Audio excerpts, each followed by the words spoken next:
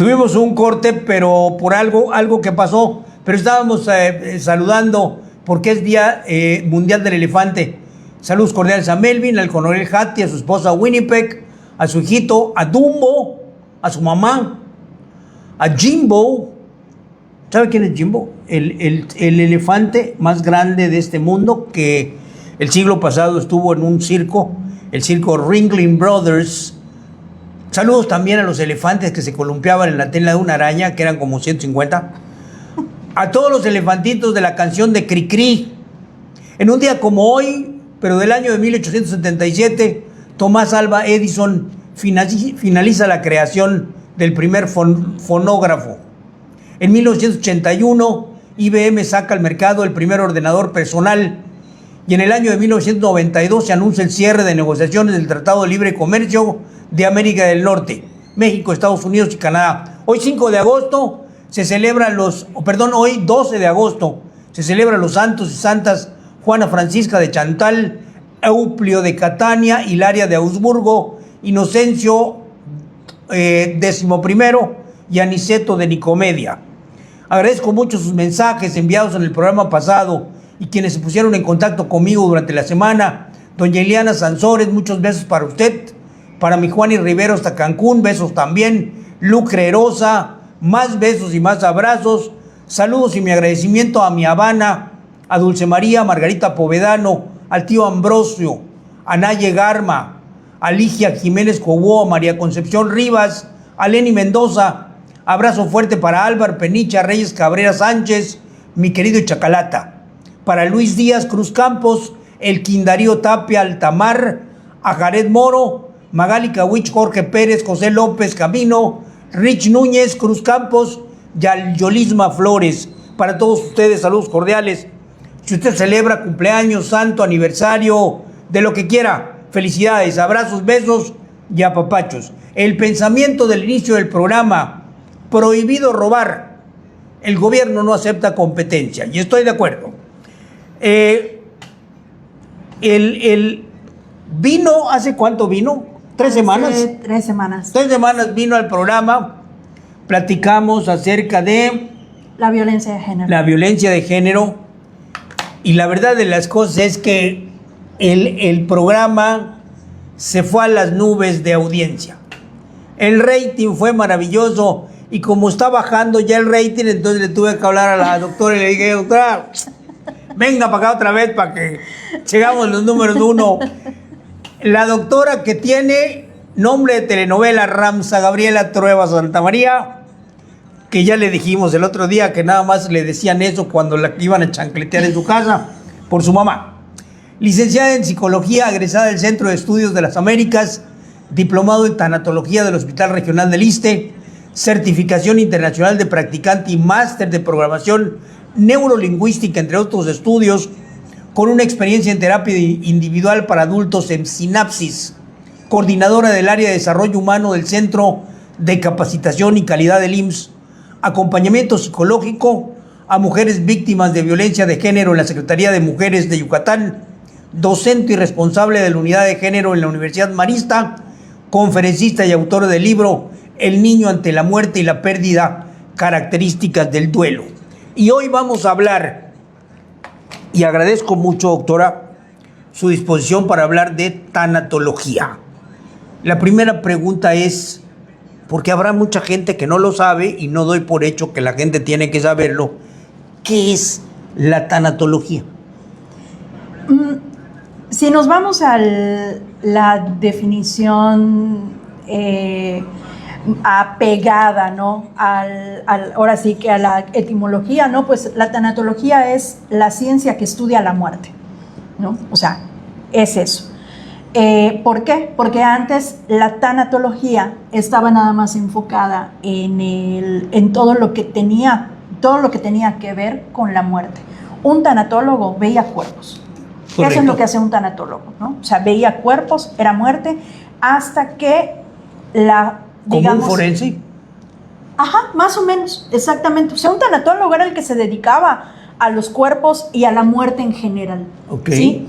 hasta que la pionera de la tanatología en el sentido o desde la perspectiva que ahora nosotros lo manejamos, Elizabeth Kubler-Ross, una doctora psiquiatra, ella empezó a acompañar a personas que estaban desahuciadas, por así decirlo, ¿no? O sea, ella vio un ala en un hospital en donde estaban todos los pacientes desahuciados y pues ella se dio cuenta de que a esas personas les hacía bien platicar y sentirse acompañadas. ¿Por qué?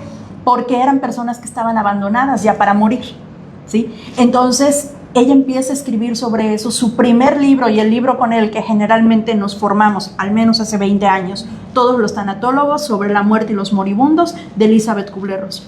Fue su primer libro. Ella está considerada como la mamá de la tanatología, por así decirlo. Y me acordé, ahorita que estaba platicando, me acordé de Patch Adams. Ajá. Un doctor, porque Patch Adams, si usted vio la película con Robin Williams, Patch Adams fue un doctor de la vida real que era pediatra, era oncólogo y se vestía de payaso, iba al área, a los hospitales, obviamente al área donde estaban los niños que tenían cáncer, niños que se iban a morir, y se caía y les hacía globoflexia y les contaba chistes y hacía magia y hacía que los niños durante el tiempo de su visita fueran felices, se olvidaran, porque pues iban a morir. El mayor porcentaje de ellos iban a morir. Me acordé, si usted no ha visto esa película, se la recomiendo, búsquela, tiene que estar ahí, Patch Adams. Pero hace 20 años, por decir un ejemplo, hace 20 años, pues eso era la tanatología, lo que usted acaba de decir. Pero de 10 años, voy a saltarme 10 años, porque no sé qué pasó, pero de 10 años a la fecha, entonces todo el mundo habla de tanatología. Sí. Todo el mundo ya recurre a la tanatología. Cuando hablo de todo el mundo, quizás estoy exagerando, pero aquellos que nunca se apoyaban en esto, hoy día sí se están apoyando. ¿Qué pasó? Ya tuvo más visibilización en el aspecto del acompañamiento, por ejemplo, a familias que tienen algún enfermo en casa, ¿no? Una persona a lo mejor con una enfermedad crónica que no se va a curar y que solo se trata de acompañar, ¿no? Entonces hay muchas familias que empezaron a apoyarse en la figura del tanatólogo para acompañar no solo a la persona enferma como tal, sino a todo el núcleo familiar que fungen como los cuidadores principales de la persona enferma, ¿sí? Entonces, digamos que desde el aspecto de la muerte, más bien de la enfermedad y la muerte, la tanatología empezó a tener más visibilidad en la cuestión, por ejemplo, de la salud mental, ¿sí? Entonces, se empezaron a formar, hay más gente interesada en formarse como tanatólogos. Un tanatólogo puede ser cualquier persona interesada en el ser humano, ¿no? O sea, puede ser, en mi caso, pues bueno, soy psicóloga y me interesó la tanatología como parte de mi formación, ¿no? Pero, por ejemplo, un maestro, un arquitecto, un médico, un ingeniero, una enfermera, una trabajadora social, por ejemplo, ¿no?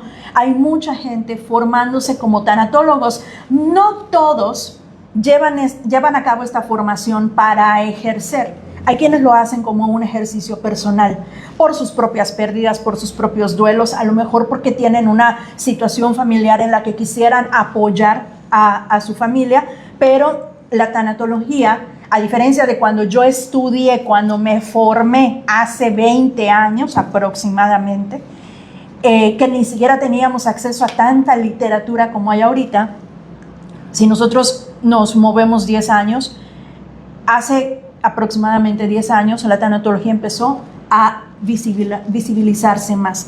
Y actualmente tenemos más información, tenemos más literatura, tenemos más tanatólogos, tenemos más personas interesadas en a lo mejor solicitar los servicios de un tanatólogo, que pues más adelante vamos a hablar de cómo un tanatólogo puede apoyar, ¿no? O formarse como tanatólogos. Cuando hablamos de tanatología, cuando la persona, no sé si llamarle servicio, el servicio que nos presta el tanatólogo. Es un servicio, así es. No solamente tiene que ser de muerte. No. Y eso es algo bien importante, porque estamos hablando, aunque tanatos es muerte, estamos hablando de pérdidas. Uh-huh. Y no solamente perdemos a un ser querido, perdemos otras cosas, doctora. Así es. Entonces, también eso es parte del trabajo que un tanatólogo hace. Sí. ¿Cuáles son esas pérdidas? Esas demás pérdidas. Estas demás pérdidas pueden ser desde una relación, una propiedad, un trabajo, un cambio de vida radical, una mudanza de un estado a otro, de un país a otro, un determinado contexto de vida, e incluso las pérdidas más personales, ¿no? Como la pérdida a lo mejor del sentido de vida, la pérdida de un propósito, ¿no? O sea, y todos estos, todas las personas, todo el tiempo estamos perdiendo. El mismo desarrollo humano trae consigo pérdidas y duelos. Pasar de la niñez a la adolescencia, de la adolescencia a la edad adulta, de ser un adulto joven a ser un adulto mayor, tercera edad. O sea, todos los cambios que biológicamente vamos experimentando, y con lo biológico experimentamos también lo social, traen consigo pérdidas. Lo que pasa es que no todas las pérdidas que nosotros vivimos tienen el mismo impacto. Correcto. Aquellas pérdidas en las que nosotros ponemos los ojos porque nos movilizan son aquellas que tienen un impacto muy grande en nosotros, ¿no? Entonces, a lo mejor para usted mudarse de un estado puede ser una cosa de nada, pero a lo mejor para mí va a significar una pérdida muy grande y un proceso de duelo que a lo mejor me va a durar 6 meses o 1 año, porque no lo asimilo todavía. Precisamente ahorita que está usted hablando, pues la verdad de las cosas es que yo que ando ya rondando sobre los 98 años, 65 años, los que andamos en ese piso, 40, 50, 60, 70, perdón por lo que voy a decir, pero es una realidad. Para nosotros es una vacilada el ir a un tanatólogo porque perdiste el trabajo, el ir a un tanatólogo porque te divorciaste, o el ir a un tanatólogo porque nos mudamos de lugar. Porque nuestra formación fue, enfréntalo, supéralo, búscale. Pero justamente entonces ya estoy conectando que hoy día la tanatología es más elevada en su búsqueda porque la gente es más, podemos decir, más frágil. No. Es más consciente de sus emociones y del dolor que experimenta. Otra vez, es más consciente de sus emociones. Y del dolor que se experimenta con la pérdida que está viviendo. Ok, correcto. Ahora, todas estas pérdidas tienen un duelo. Uh-huh. Para empezar, ¿qué es el duelo? El duelo es el proceso mental, y ojo, aquí es, o sea, hago mucho énfasis, y si lo pudiera poner en rojo, lo podría en rojo. El duelo es un proceso mental de adaptación ante una nueva situación. Ok. Es un proceso mental, viene acompañado de distintas emociones. Ok. Pero el duelo es un proceso mental. ¿Por qué? Porque yo aquí tengo que asimilar mi nueva realidad. En realidad, el duelo nos moviliza tanto como mentalmente nosotros integremos una pérdida a nuestra vida. Sí, claro. ¿Sí? Si nosotros podemos integrar esa pérdida o ese cambio de una manera favorable, muy probablemente nuestro duelo pase nada más, nos salude y se siga de largo y nosotros continuamos, ¿sí? Pero si a la hora de asimilar una pérdida y de integrarla, mi mente empieza a hacer cortocircuito, entonces es cuando yo soy consciente de que algo me está doliendo, de que algo me está incomodando, de que algo me está poniendo más triste de lo que yo a lo mejor había estado alguna vez en mi vida, que algo me está enojando, que algo me tiene irritable, que por algo estoy sintiendo demasiada frustración, ¿no? Entonces es cuando la persona dice, a ver, yo no soy yo en este momento. Correcto. ¿No? Entonces se busca el apoyo. Pero el duelo es un proceso mental de adaptación que viene acompañado de emociones. Que además no todos los duelos son iguales. No. En todas las personas es un duelo distinto. Sí. Que ojo con esto y lo digo con mucho respeto. El hecho de que una persona lleve un duelo vestida de negro por 12 meses o 24 meses y no vaya a ninguna fiesta ni vaya a ninguna reunión, porque es su duelo, porque así lo establece, lo ha establecido ella, pues es muy respetable a otra persona que al día siguiente de una pérdida se fue a tomar un trago. Así es. Aquí también tiene mucho que ver. ¿Quién está bien y quién está mal? No sé, pero yo creo que las dos están bien, ¿no? Lo que pasa es que también aquí, por ejemplo, hablando de procesos de duelo por muerte específicamente, también tiene mucho que ver el sistema de creencias en la cultura, ¿sí? Entonces, hay culturas en donde las formas de duelo son completamente distintas a las de nosotros, o el luto, ¿sí? Entonces, para una persona va a ser totalmente normal, aceptable y le va a dar confort ir vestida de negro durante todo un año, y a otra persona le va a ser totalmente confortable y normal, a lo mejor ir a tomar un trago, ir al cine. ¿Por qué? Porque son las cosas que hacía con la persona que perdió y eso le ayuda, ¿sí? Entonces, nosotros como y no por eso una está mal y la otra está peor. Exactamente. Nosotros como tanatólogos no podemos señalar como bueno o como malo las formas de duelo siempre que la integridad de la persona no esté en riesgo. Correcto. ¿Sí?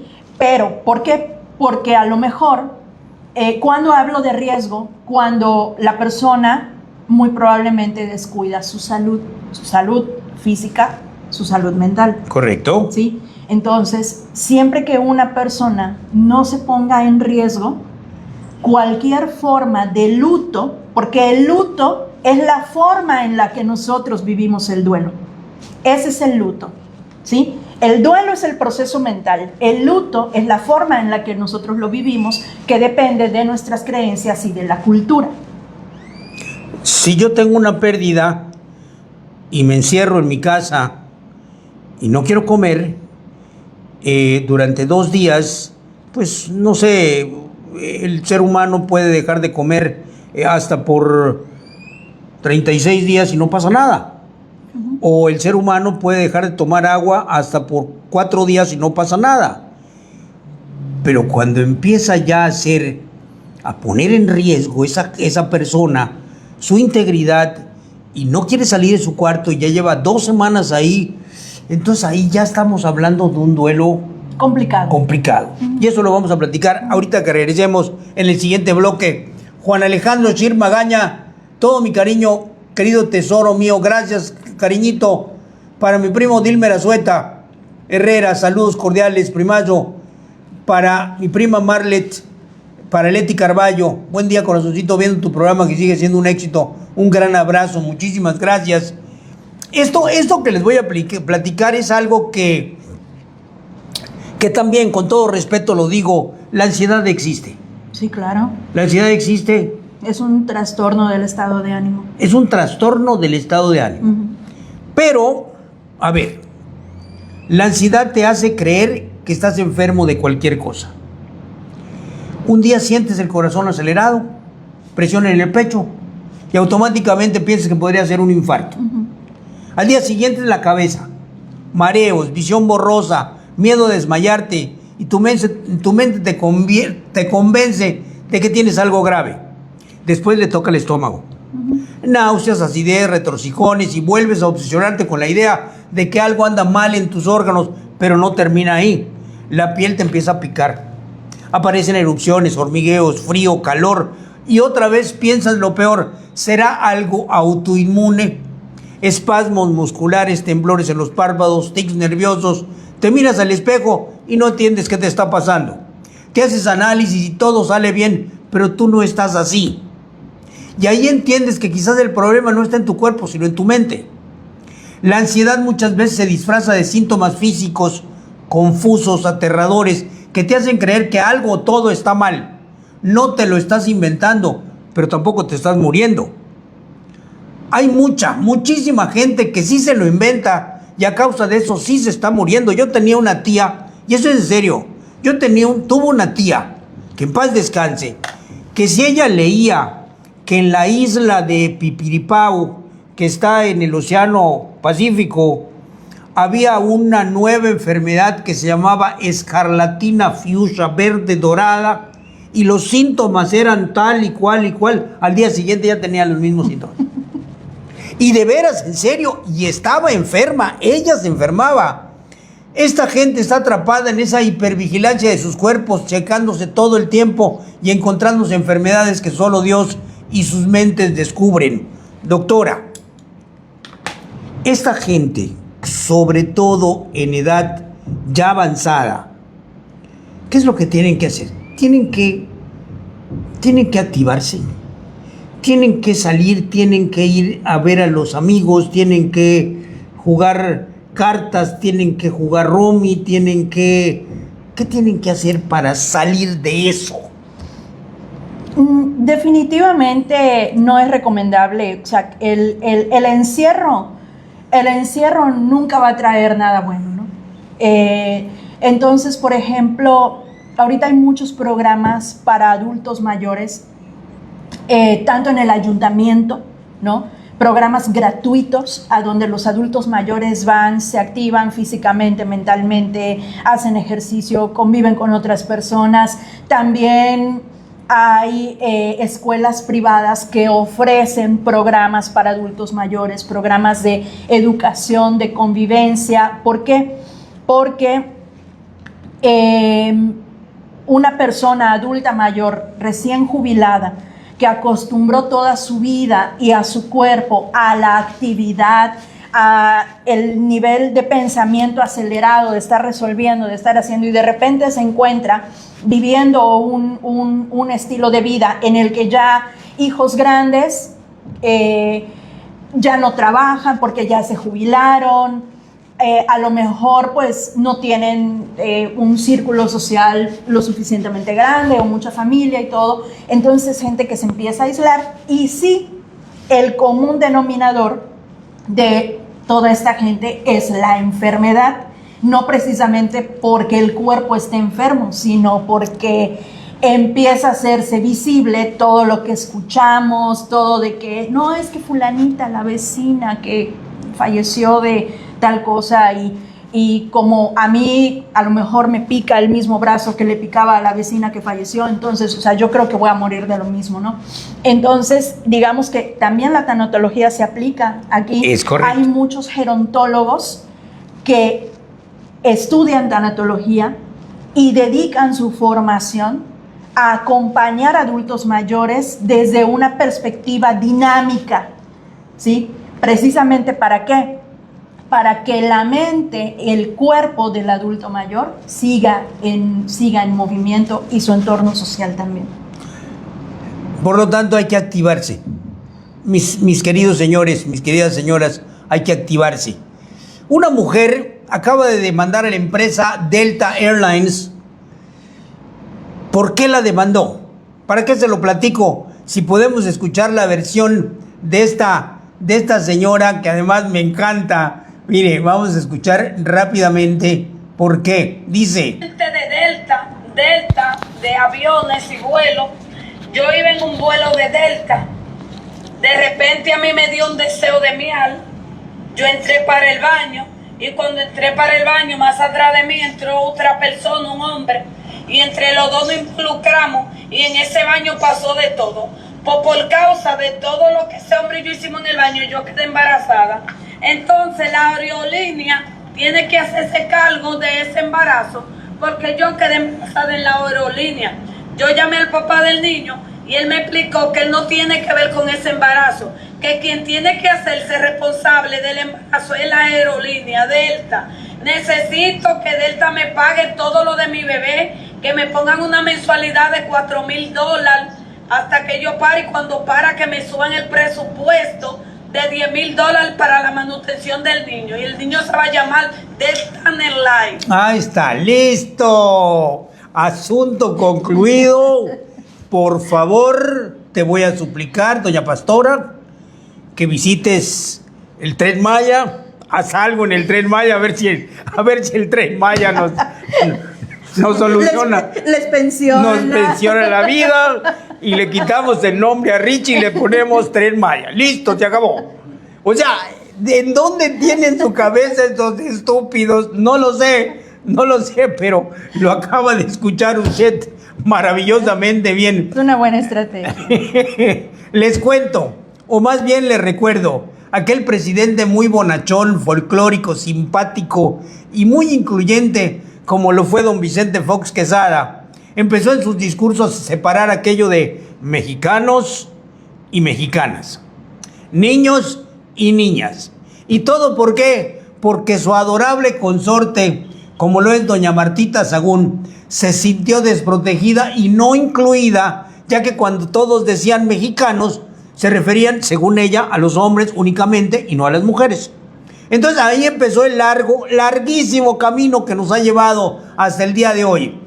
Y yo me pregunto en qué momento la gente normal como nosotros, como usted, como usted, señora, que nos escucha, como usted, doctora, ¿en qué momento decidimos darle identidad y atención y autoridad a un grupo de imbéciles que no sirven ni para crear sus propias estupideces? El lenguaje inclusivo no es más que una llamada de atención de unos millennials con cuenta de Twitter. Empezamos con la arroba. Mira qué simpático. Pongo la arroba y cae como O, o cae como A. ¿Sí? Entonces en lugar de poner niño o niña, pones N-I-Ñ arroba. Y entonces ya están los dos metidos ahí. Nadie pidió que los fusilaran. Entonces, otra cosa. Vino don Vicente y entonces empezó con todas y todos. Tampoco hubo llamada de atención. Y entonces, ahora hay que decir todes. Una estupidez. Y seguramente alguien me está diciendo en este momento que yo soy un machista heteropatriarcal opresor. Es una forma de llamar la atención. Pero ya se la llevaron contra la RAE. Si usted no sabe qué es la RAE, es la Real Academia Española. ¿Por qué la RAE no acepta este lenguaje esquizofrénico que cada 5 minutos cambia? El lenguaje inclusivo no existe así como lo escucha. Es la creación de un grupo de estúpidos nenés aburguesados y aburguesadas o aburguesantes o fifís que se ofenden, gritan, patalean y siguen intentando su propio lenguaje. Y esto lo digo porque, aunque sea mitad del año, acaba de salir en España un calendario que ya es inclusivo. Ahora los meses, doctora, se llaman enera, febrera, marza, abrila, maya, junia, julia, agosta, septiembre, octubre, noviembre y diciembre. Y los únicos días que cambian son sábado y domingo. Ya no es sábado y domingo, sábado y domingo. Entonces, ¿cuándo nos vamos a ver? La 14 de marzo de 2027. Es una maravillosa estupidez. Y quienes lo dicen son estúpidos. y quienes los apoyan son más estúpidos. De veras, en serio, no puede ser, no puede ser esta situación. Doctora, pregunta, si yo le cuento un secreto, ¿lo guarda? Claro. Mal.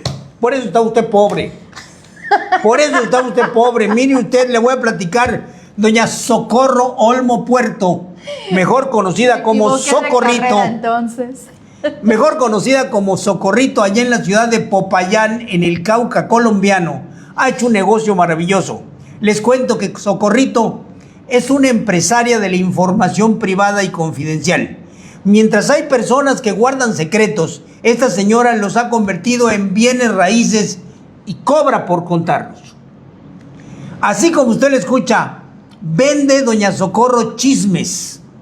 Y con las ganancias de todo lo que ha vendido ya se compró 2 casas y está por comprar la tercera.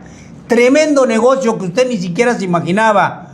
Usted, señora, que nos está viendo, que no tiene ni más que hacer y que es chismosa, mire, acumule chismes y vaya por el vecindario y dígale, tóquele a casa de doña Citlali y diga, doña Citla, tiene usted cara de chismosa, ¿se quiere enterar de lo que hizo la vecina de aquí al lado? Sí, cuéntamelo, vecina. Nada más que caiga así con una lana. ¿Cuánto puede cobrar? No sé, 20 pesos, 30 pesos, todo depende del calibre del chisme. Pero se está usted perdiendo, de verdad, tener un poquito más de dinero a cambio de contar un chismecito. El pasado 9 de julio, Pau Carrillo, Beto Cordero, 2 maravillosos sommeliers, y su charro negro, hicimos la primera cena maridaje entre quesos y copas, que fue un éxito total, lleno completo y gente que se quedó con el antojo de estar en ese evento. La noticia maravillosa es que mañana jueves 13 de agosto, en punto de las 8 de la noche, tendremos la segunda cena maridaje del mismo nombre, entre quesos y copas, edición blancos. Una experiencia gastronómica para descubrir combinaciones que no siempre imaginamos, pero que funcionan a la perfección. 3 vinos blancos, 3 tiempos de alimentos creados para maridar, 3 quesos que rompen las reglas tradicionales, todo en una noche para conversar, brindar y disfrutar. Cupo limitado, está usted a tiempo todavía. Mañana, jueves 13 de agosto, 8 de la noche, aquí en el Fondue. Reservaciones, apúntele, 9991 011119 y 990332 7801. Entre quesos y copas, edición blancos. Regresamos con la doctora. Ahora sí, hablamos de la muerte. Se nos va un ser querido. Se nos va un ser querido de la edad que sea. Desde un bebé, un muchachito adolescente, una señorita de 25 años, un adulto de 40 y tantos por un ataque al corazón que en ese momento fulminante quedó, o una persona de la tercera edad que ya estaba muy enfermita y que se murieron. Yo no sé si decir que duela distinto, pero lo que sí sé decir es que había una frase que decían los viejos, que decía resignación. Yo no sé si esa frase pueda ser bien utilizada, porque no te resignas, ¿no? No, en realidad hay una forma de, digamos que diferenciar la resignación de la aceptación, ¿no? La resignación es una forma pasiva de afrontamiento. Y cuando digo pasiva es, por ejemplo, tengo diagnóstico de cáncer, me resigno y me acuesto en mi cama a morirme, ¿no? O sea, o a esperar a morirme. La aceptación es lo opuesto, es una forma activa de afrontar, ¿no? Mismo ejemplo, tengo diagnóstico de cáncer, no me queda mucho tiempo de vida, según los médicos. Entonces, ¿qué hago? Lo acepto y hago cosas, ¿no? A lo mejor arreglo mis papeles, testamento, si tengo oportunidad a lo mejor de viajar a algún lugar que me hubiera gustado conocer, lo hago. Si tengo que a lo mejor arreglar vínculos, relaciones con alguna persona de la que me gustaría despedirme, a lo mejor con la que tuve un roce y no nos volvimos a hablar, y o sea, hacemos cosas que nos ayuden a afrontar esto que estamos viviendo. Me estoy acordando ahorita que está hablando de una película, pero no sé si sea esa, de Morgan Freeman y alguien más, creo que Jack Nicholson, donde hacen un viaje y están palomeando en un checklist cosas que hacer antes de morir, porque los dos iban a morir. Entonces viene el deceso, viene la muerte, el dolor que uno siente, que es muy respetable, vuelvo a insistir.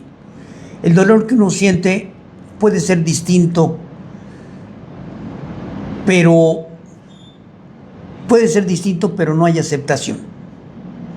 Porque sí se acepta un nacimiento, pero no se acepta una muerte. Claro, porque el proceso mental de asimilar una pérdida es impactante. O sea, aceptar una pérdida, aceptar una muerte, tiene que ver con, primero, la integración de esa pérdida a la vida. Es decir, cuando yo pierdo a alguien, a mí me tocó perder a mi papá, ¿no? Hace algunos años. Entonces, mi mente tuvo que asimilar que yo todas las mañanas, porque mi papá me llevaba al trabajo, en aquel entonces trabajaba yo en el Centro de Capacitación y Calidad del IMSS, mi papá me llevaba todas las mañanas. Entonces, lo común para mí era bajar las escaleras y ver a mi papá sentado en la sala tomando su café, esperando, ¿sí? Entonces, tardé en asimilar que cuando yo fuera a ir al trabajo, ya no iba a ver a mi papá en la sala tomando su café. Entonces mi mente todavía esperaba eso. Mi mente todavía esperaba que cuando yo estuviera lista, yo iba a bajar e iba a ver a mi papá en la sala tomando su café, esperándome, ¿sí? Entonces, obviamente, cada vez que yo me topaba con esa nueva realidad, pues obviamente venía un golpe de tristeza para mí, y así estuve durante un tiempo, ¿no? Hasta que se integra la pérdida a la vida. Entonces, ya no espero que mi papá esté tomando café en la sala para llevarme al trabajo, ¿no? Y bajo, me arreglo, bajo, veo la foto de mi papá, ¿no? Y continúo con mi vida, ¿sí? Entonces, el dolor va a ser tan intenso, tan pesado, tan limitante, cómo es o cómo una persona integre esa pérdida. Esto tiene todo que ver con, uno, el vínculo y el tipo de pérdida, ¿sí? O de muerte en este caso. ¿Por qué? Porque cuando nosotros tenemos que asimilar la nueva forma de vida, digamos que para la mente a lo mejor es más fácil asimilar que una persona murió por una enfermedad que la acompañó durante mucho tiempo, a asimilar que una persona fue asesinada o murió trágicamente en un accidente, ¿sí?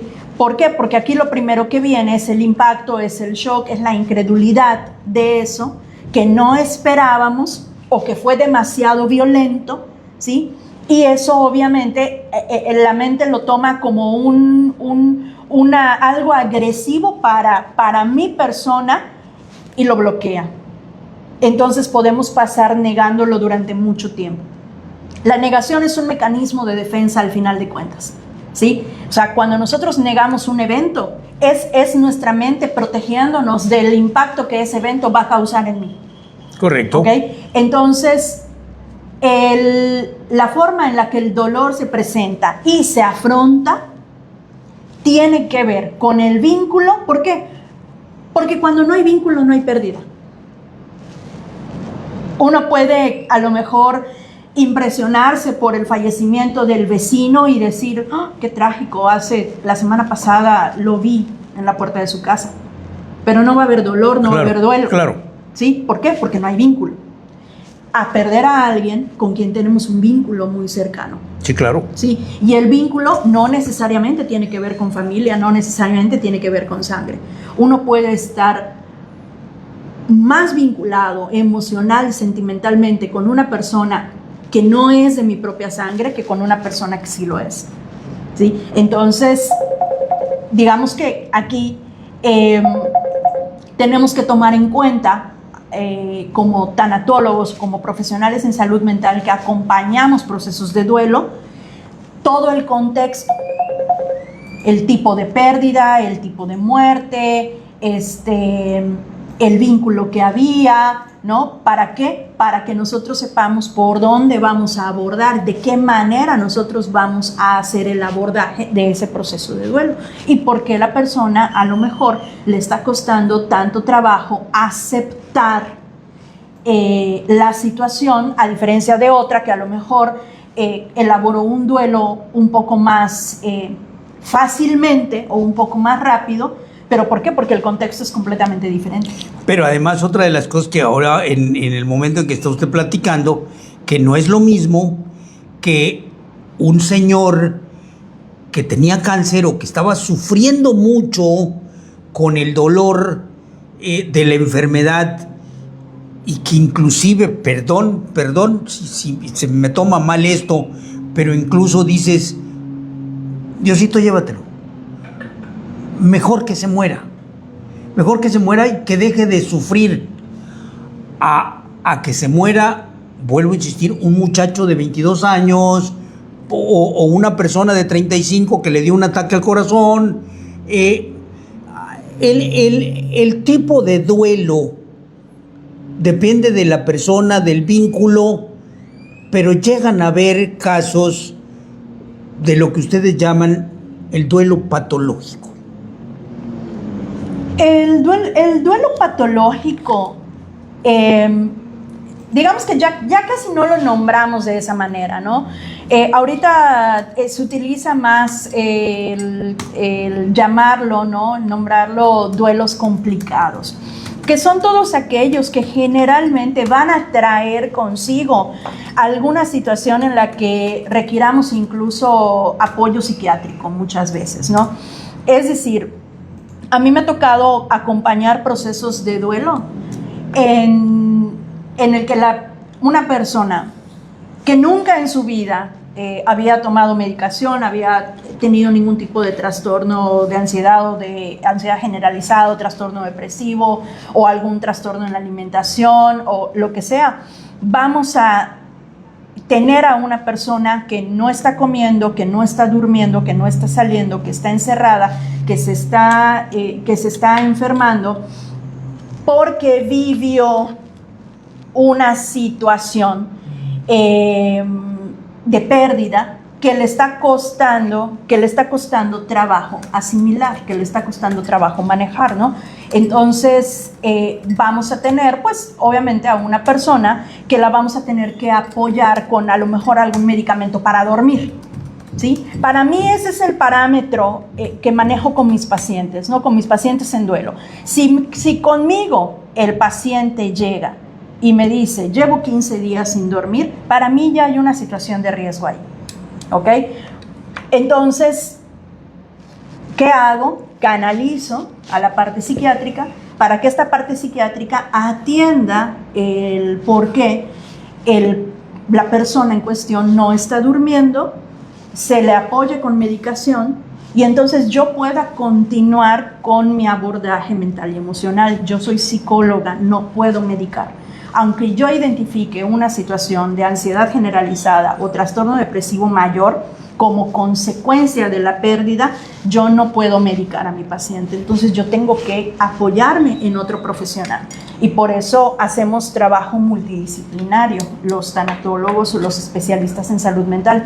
Y esto me lleva también a comentar que cuando estamos hablando de duelos complicados, el abordaje no lo puede hacer cualquiera, ¿sí?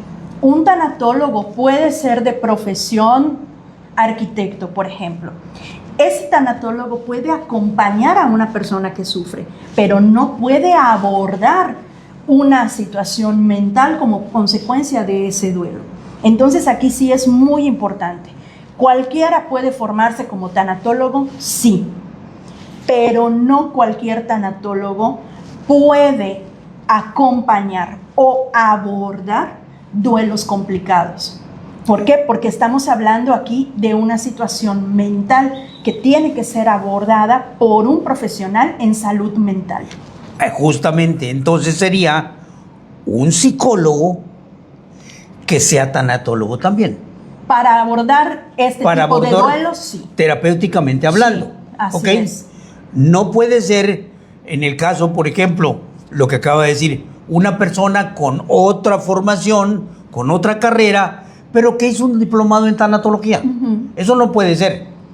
No es recomendable. No es recomendable, así es. Una persona con un diplomado en tanatología, con formación de tanatólogo, por ejemplo, puede acompañar, ¿ok? Puede acompañar, y por acompañar me refiero a te escucho, estoy contigo, háblame cuando tengas necesidad. Y aquí podemos estar hablando a lo mejor no necesariamente de un paciente, podemos estar hablando de un amigo, de una hermana, de tu mamá, de tu papá, del lugar en donde trabajes a lo mejor. Por eso muchas trabajadoras sociales, por ejemplo, se forman como tanatólogas, porque en la institución donde trabajan y atendiendo los casos que atienden, pueden mirar a la persona desde un punto de vista más humano. ¿Okay? Correcto. O un médico que se forme como tanatólogo, o una enfermera o enfermero que se formen como tanatólogos, ¿sí? Hacer su trabajo de enfermería con un enfoque más humano, ¿ok? Pero cuando estamos hablando de duelos en donde estamos teniendo un cuadro depresivo mayor, y por cuadro depresivo mayor es una persona que no solo a lo mejor haya pensado en quitarse la vida, sino que haya intentado quitarse la vida, o una persona que lleve días sin dormir, que lleve días sin comer, que lleve días aislada, no podemos dejarlo en manos de cualquier persona. Si yo soy ese caso, pero no quiero ir a tratarme, pero no quiero ir con el tanatólogo o no quiero ir con el psicólogo para que me ayude a abordar terapéuticamente esto, no quiero ir, déjenme. Ahí estamos perdiendo, ¿no? O sea, es como la visita a un psicólogo, ¿no? O sea, si no quiero ir, pues la verdad de las cosas que no va. O sea, ¿cuándo es el momento en el que los familiares dicen, ya es momento, pero no lo puedo obligar? No sé si me estoy explicando. Sí, me ha tocado casos como esos, ¿no? Entonces, yo lo que hago es trabajar con la familia para poder cuidar de la persona en cuestión, ¿no? Pero a lo mejor si estamos hablando de una persona que va a intentar quitarse la vida, pues me tocó una vez un caso así. Obviamente es una persona a la que se le va a tener que internar en algún punto para poder medicarla, ¿sí?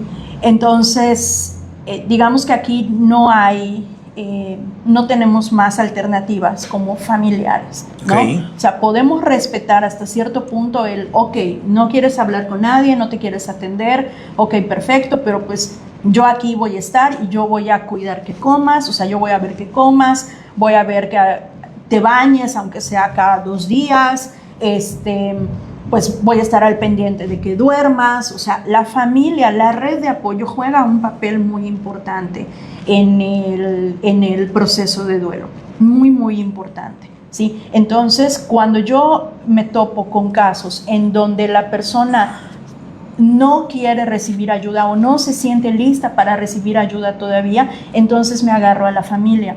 Y a la familia es a la que se le enseña a acompañar ese duelo. Correcto, ok. Ya entendido, eso es lo que quería entender. Ok, en un momento más regresamos para el cierre del tema. Así como usted me ve, un carcamal, anciano, vejestorio, senil, decrépito, que como dicen las exdiputadas, huelo a baúl guardado, a naftalina, y me estoy pudriendo, pues yo fui a la escuelita, fíjese usted, y del 1º al 6º año de primaria llevé libros de texto gratuitos, no sé si usted también. Sí, también. Ok. Esos libros tenían en la portada la imagen de una mujer con rasgos indígenas que representaba la patria. Después de 3 o 4, no sé si 5 décadas, supe que esa mujer se llamó Victoria Dorantes Sosa, también conocida como Victoria Dorelans. Nacida en el estado de Tlaxcala, trabajaba como mesera en un bar regional frecuentado por artistas intelectuales. Cuando tenía 19 años, la conoció el pintor Jorge González Camarena, quien la pintara en un cuadro algunos años después, y se convirtió en el rostro emblemático que acompañara la educación primaria de millones de mexicanos durante décadas. Una simple y humilde tlaxcalteca con rasgos indígenas que se inmortalizó en los libros de texto gratuito. Esa es la historia, y ustedes son en este momento menos ignorantes. Ahora va la otra parte, la fea, la parte áspera, la parte estúpida. Fíjense usted, Minerva Citlali Hernández Mora, Citlali con C, no con Z. Es una rolliza mujer bien provista de carnes que fue senadora de la República hasta el año 2024. Perdón. Y ahora se desempeña como secretaria de las mujeres. Pero, como toda buena muchachita imberbe y con lobotomía incluida, ya perdió el piso, la escalera, la puerta, ya perdió todo lo demás. Y ahora se dedica a decir una sarta de estupideces que les voy a contar. En una serie de entrevistas concedidas el sábado de la semana pasada, la esférica figura de Citlalita detonó en una nueva polémica. Escuche usted el motivo. Exige, sin más, que su retrato ocupe la portada del próximo libro de texto gratuito de Historia de México. Exijo que mi foto salga en la portada del libro de texto de historia. Soy una estrella, declaró con tono desafiante frente a las cámaras. Tengo un rostro de diosa. ¿Quién más puede representar mejor la belleza y la grandeza de nuestra historia? Los niños merecen mirar a alguien que inspire, no a esos personajes grises del pasado. Yo soy el presente y el futuro. Mi cara debe de estar ahí, grande, luminosa, divina. Híjole, yo no sé si... ¿En dónde venderán esas trinches pastillas que se meten? O esa flor de cempasúchil que están fumando. Porque para decir esto, usted me podrá decir clínicamente, pero ¿a quién se le ocurre? O sea, ¿creen que por estar en un puesto político que se les va a acabar dentro de 2, 3 años, 5 años, no sé, creen que tienen el derecho de inmortalizarse? Así como se inmortalizó don Benito Pablo Juárez García, como se inmortalizó tanta gente que le hizo mucho bien a este país. Pues ellos creen, así como doña Citlali cree que va a estar en los libros de texto gratuito. Y le digo lo más curioso del caso, es que así como ella, hay otros estúpidos que posiblemente le hagan caso, y no pierda usted la esperanza de que el rostro de doña Citlali, con C, no con Z, como doña Pastora, pues vaya a estar en los próximos libros de texto gratuito. Y es que sí, es de risa. megalomanía. No, es impresionante. Mi querida doctora, esto de las pérdidas, ¿cuál sería? Hay mucho que hablar.